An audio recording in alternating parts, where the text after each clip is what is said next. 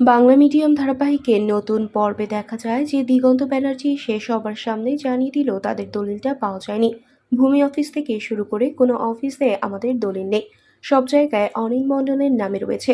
ওদিকে সায়ন যখন ইন্দিরাকে মেসেজ করবে ঠিক সেই সময় ছোটকা এসে বলে মেসেজ করতে হবে না, বৌদি আমাকে বলেছে উকিল কেন এসেছে, তাই ওদের আর বিরক্ত করার দরকার নেই।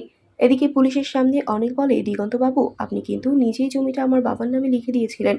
দিগন্তবাবু জানিয়ে দিল সবটাই মিথ্যে, আমি লিখে দেইনি। অনিল বলে, আসলে স্কুলটা তো আমার বাবা তৈরি করেছেন, এখন আর বাচ্চারা আসে না, তাই আমি স্কুলটা বন্ধ করে দিতে চাই। দিগন্ত বলে, তোমার বাবা তো কালোবাজারি আর ছিনতাই করে সংসার চালাতো, সে করবে স্কুল?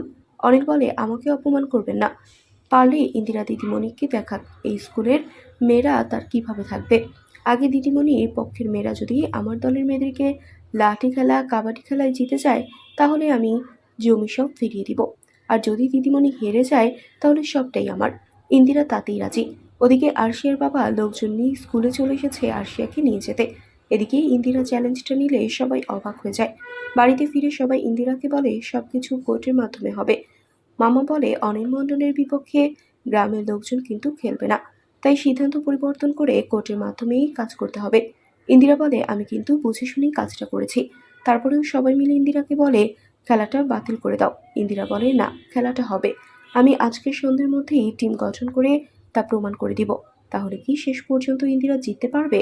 বন্ধুরা, তোমাদের কি মনে হয়? এক্ষুনি একটি লাইক দিয়ে এবং কমেন্ট করে জানিয়ে দাও তোমাদের মতামত। ধন্যবাদ।